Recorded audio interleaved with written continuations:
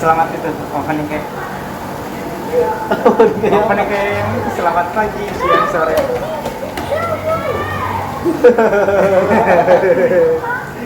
Ayo, Coba nah ya. selamat siang, pagi, Selamat pagi, siang, sore, malam. selamat datang di podcast Bobo. Oke, pada podcast kita yang kedua ini kita mau ngebahas tentang Bapak Paus Oke, siap. atau pemimpin tertinggi dalam agama Katolik ya. Jadi sedikit cerita, dia ini pelayan salah satu yang pelayan bagi apa temenin yang bagi bagi komuni. Bagi komuni. Ya, dia tugas di GBK waktu itu. Iya. Langsung aja. Gimana sih rasanya dari hati yang paling dalam tuh? Jujur dari hati yang paling dalam, pengen nangis. Karena ini seumur hidup sekali belum tentu Paus kedepannya bisa datang ke Indonesia gitu. Dan ada euforia tersendiri lah kalau nonton secara langsung. Kalau di gereja-gereja kan lumayan ya belum ada euforianya, tapi kalau dilaksanakan langsung tuh dari awalnya rame, dari yang membentuk gelombang lautan manusia yang berdiri bersorak ya ada. Terus pas mulai misa, pas dilantunkan lagu Latin itu dengan lonceng itu langsung hening semua. Segitu lihat bahwa dalam 90.000 manusia di situ langsung terhening dengan begitu lagu untuk mempersiapkan diri pada misa baru. Lagu Latinnya itu lagu apa emang? Saya lupa lagi apa itu. Bukan yang Viva El Papa, bukan? Bukan. Beda. Bukan Viva El Papa bukan. Lagu Latinnya pas pembuka apa? Sama iklan. Iya, iklan.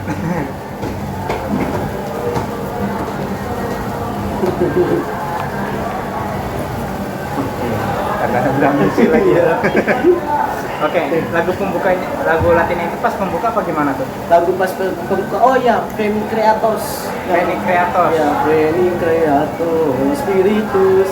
Oh, ya.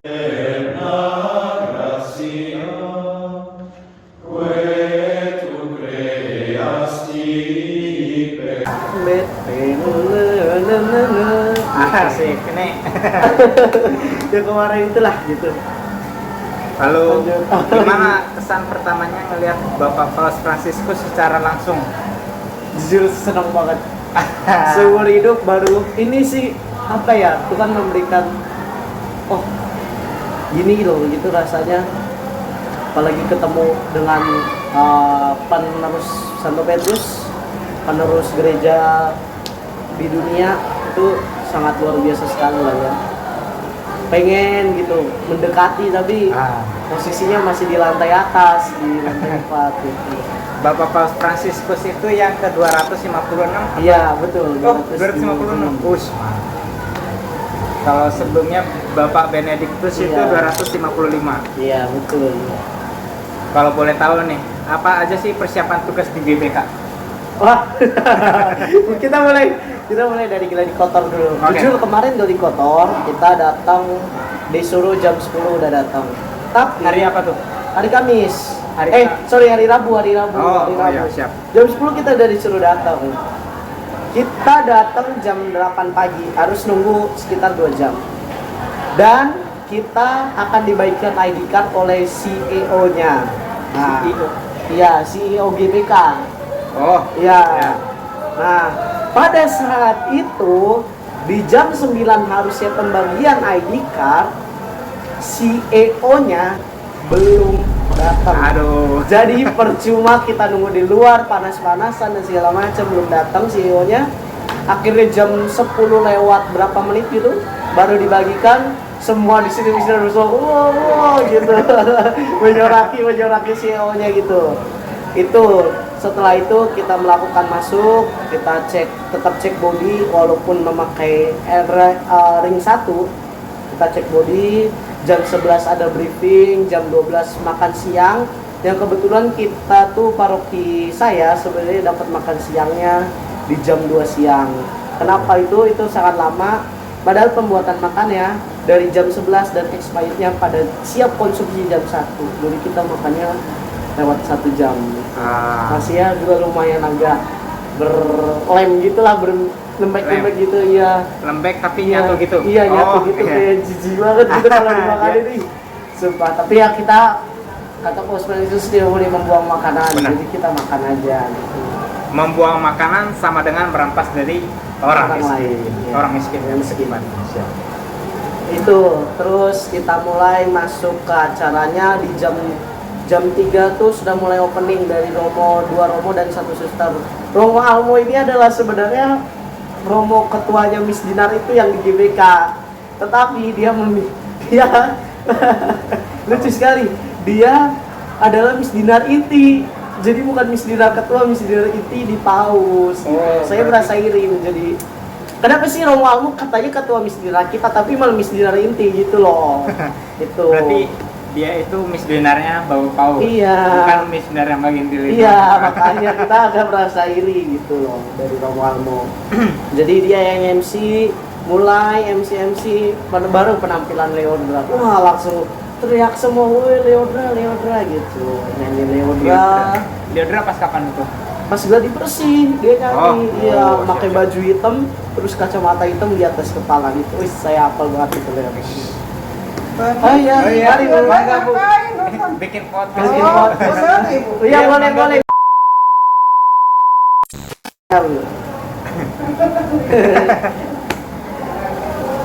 Kenapa di situ aku? Ya, Nggak di sini apa-apa. aja Bu, ya. Oh, makan lupa kamera. Ayo. Oke, kita lanjut. Ya. Pas setelah Leodra nyanyi, kita ada langsung ke Rosario. Setelah Rosario itu kebetulan di jam 5 sore harusnya misa memulai gladi bersih. Hmm. Nah, di jam 5 itu kebetulan ada Pak Kapolri dan Pak Panglima TNI.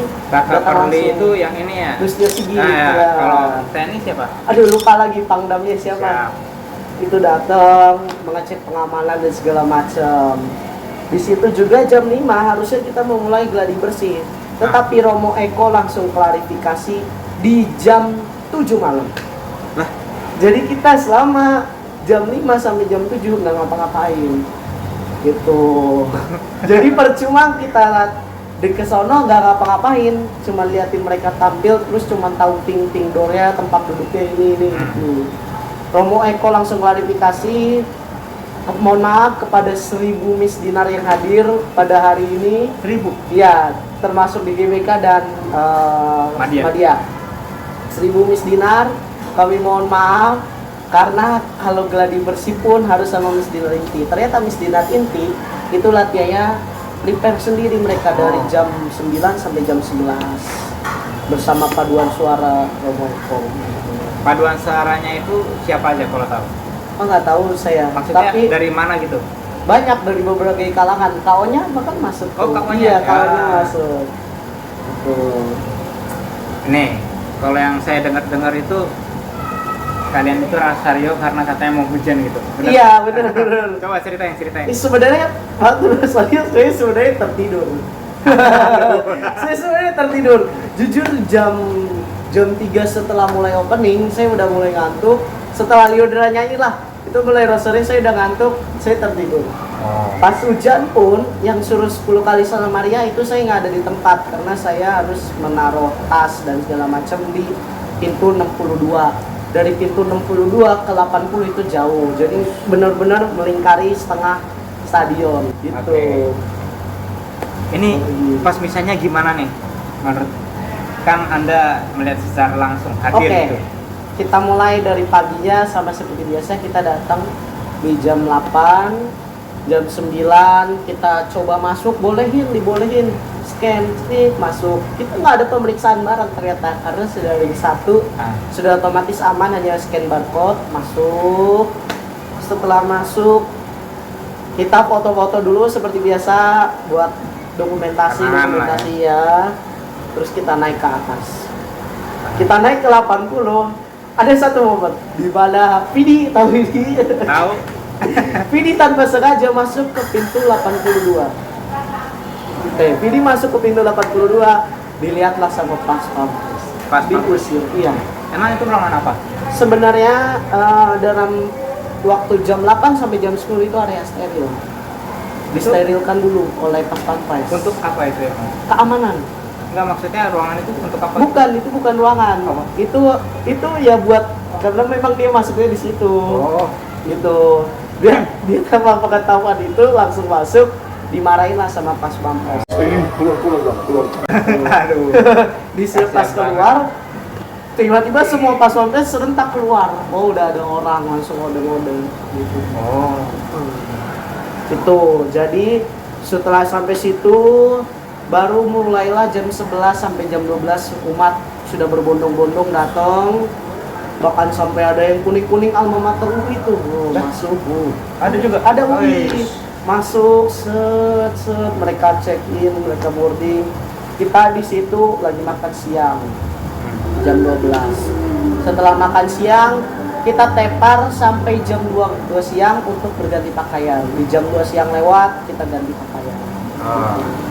Habis itu setelah ganti pakaian saya bilang tadi ke ruang ke pintu 62 untuk taruh tas, balik lagi, hujan turun, kita nggak tahu mereka doa 10 kali Salam Maria. Gitu. Oke. Oke, juga di situ sebelum itu ada sempat konflik juga sama umat. Katanya kan kita sebagai saya misdinar mobil, beda dengan misdinar inti. Kalau misdinar inti itu yang menemani Romo saat pembagian komuni dan membuka payung. Oke. Saya misdinar mobil, saya harus menghabiskan seluruh hostia yang ada di Sibori dan mengembalikannya ke sakristi room ya di situ. Tunggu. Maksudnya menghabiskan ini gimana? Ini habiskan. Oh, ada kita sendiri. iya, kita mukbang hosti yang udah diturunkan gitu. Lo berarti banyak berkah dia. Saya hampir ya lebih dari 100 hosti yang saya makan. Berapa berkah? Oke, lanjut. Dari situ. Nah, saya sempat konflik dengan umat di jam, kalau nggak salah di jam 1. Ansher atau Tatip bilang Iya. tempat duduk misdinar mobil paling atas. Oke, tunggu. Datang. Silakan. Iya. Oke, lanjut. Oke. Kata Ansyer tempat Tatip, Ansyer itu kan Tatip. Iya. Tatip bilang tempat duduk kalian paling atas. Oke lah, kita duduk paling atas. Setelah paling atas umat datang, ini kursi saya. Ternyata bukan di situ. Kita salah. Kursi kita adalah kursi mati yang udah di garis polisi. Itu baru kursi mati. Iya, namanya kursi mati. Oh, karena udah ditepin. Iya, karena udah ditepin buat misdinar di Ah. garis polisi. Nah, itu buat kita sebenarnya. Oke, habis itu kita pindah lah. Kita kode-kodein teman-teman, ya udah kita pindah. Oke. Itu dari situ arsirnya udah mulai bingung dan segala macam. Lanjut misa biasa, Viva il Papa, muter-muter gitu kan.